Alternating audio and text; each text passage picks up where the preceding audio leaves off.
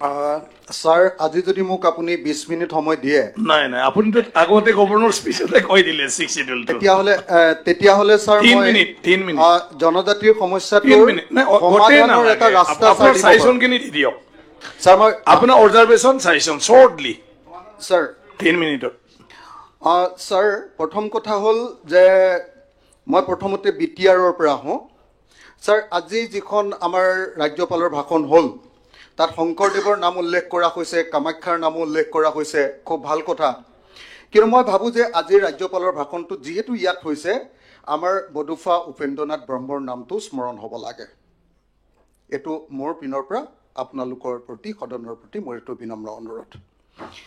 এতিয়া আমি দেখিছো যে বিটিআৰটো যদি সঁচাকে ভালকে কাৰ্যকৰী হ'ব লাগে তেতিয়ালে ফান পজিশনটো বাঢ়িব লাগে এতিয়া দেখা গৈছিলে যে 2020-21 চনত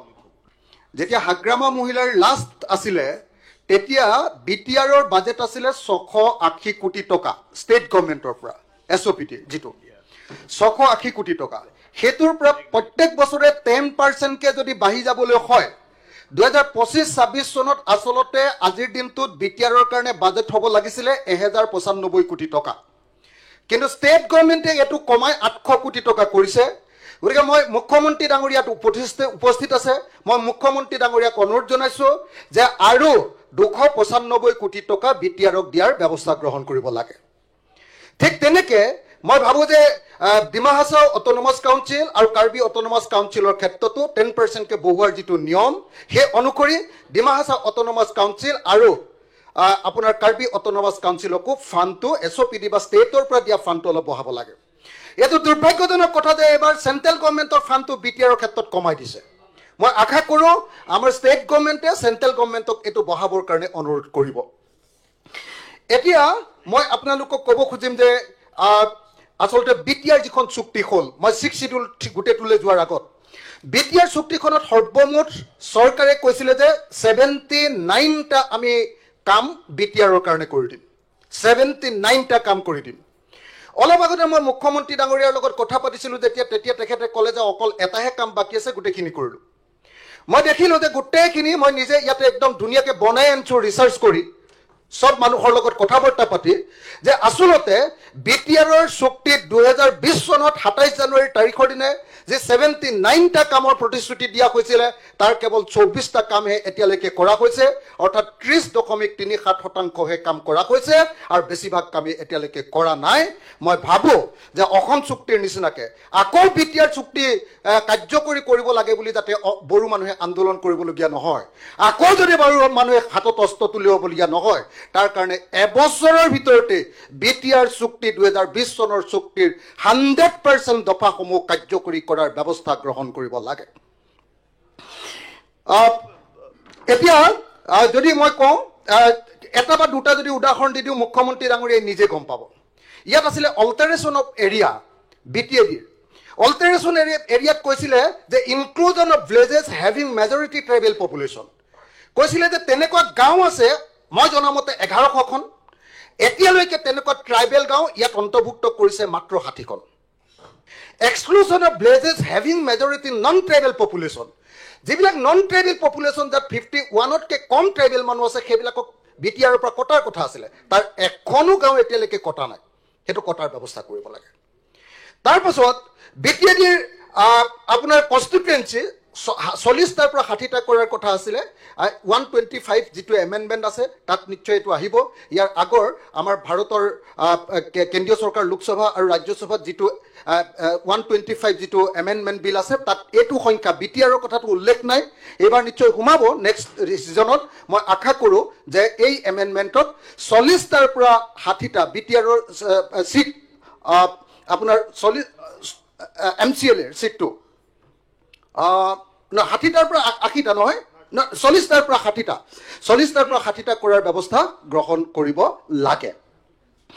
এই তিনটাই কাম কৰা নাই এই তিনটাৰ ভিতৰত মই দেখুৱালো যে এটাৰ সামান্য অংক এটা 1100 খন গাঁৱৰ ভিতৰত মাত্ৰ 60 খন গাঁও এতিয়ালৈকে অন্তৰ্ভুক্ত কৰিছে তাৰ পাছত যদি চাওঁ যে review power and function of BTC তাত 90 টা যেটো হেৰি দিয়াৰ কথা আছিল সেইবিলাকো এতিয়ালৈকে কাৰ্যকৰী হোৱা নাই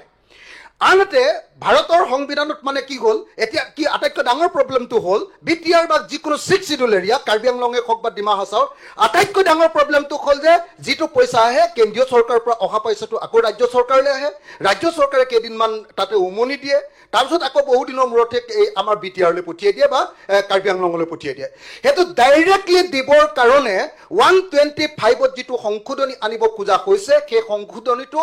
বিসংগতিপূৰ্ণ এই কাৰণে যে ভাৰতৰ সংবিধানৰ আৰ্টিকল 275হে অট'নমাছ কাউন্সিল 6 শিডিউল এলেকাবিলাকৰ ফাণ্ডৰ কথাটো আছে কিন্তু 125ত আৰ্টিকল 280 সংশোধন কৰাৰ কথাহে কোৱা হৈছে 280 সংশোধন কৰাৰ কথা কৈছে এইটো অকল আমাৰ ডিষ্ট্ৰিক্ট কাউন্সিল আমাৰ পঞ্চায়তবিলাক ডিষ্ট্ৰিক্ট পঞ্চায়তবিলাকৰ কাৰণে তেতিয়া বিটিআৰৰ মৰ্যাদা হ্ৰাস হ'ব বিটিআৰত আচলতে যি ক্ষমতা দিব খোজা কৈছে সেই ক্ষমতাটো নাইকিয়া হ'ব আৰু মই কেইটামান ইনষ্টিটিউচন বিটিআৰ কি হৈছে কি নহৈছে দুটা তিনিটা ছাৰ আপোনাৰ নিজৰ জনগোষ্ঠীৰ কথা ছাৰ মোক দুটা তিনিটা কথা ক'বলৈ দিয়ক এক মিনিটত শেষ ছাৰ কৰি দিয়ক ছাৰ মোক এটা কথা এক মিনিটত শেষ কৰি দিয়ক ছাৰ চেন্ট্ৰেল গভৰ্ণমেণ্টে কৰিম বুলি কৈছিলে education and other important institution বিটিআৰৰ কাৰণে কৈছিলে যে বডোফা উপেন্দ্ৰনাথ ব্ৰহ্ম চেন্ট্ৰেল ইউনিভাৰ্চিটি এট বৰমা এতিয়ালৈকে হোৱা নাই নেশ্যনেল স্পৰ্টছ ইউনিভাৰ্চিটি হোৱা নাই ছাৰ স্পৰ্টছ অথৰিটি অফ ইণ্ডিয়াৰ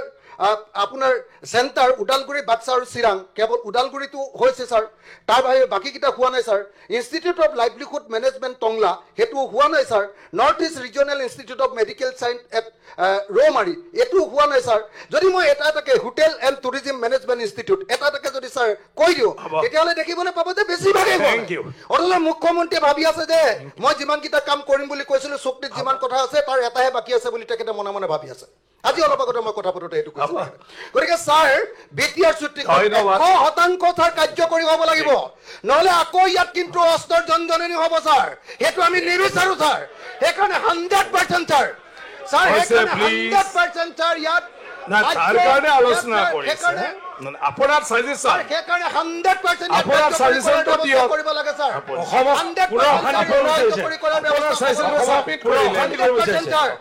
Thank you. মাননীয় অধ্যক্ষ মহোদয় অখিল গগৈয়ে মই তেখেতক অনুৰোধ কৰিম যে ইয়াত এটা খুব ভাল পৰিৱেশত আমি মিলনৰ এটা ভূমি পাতিছোঁ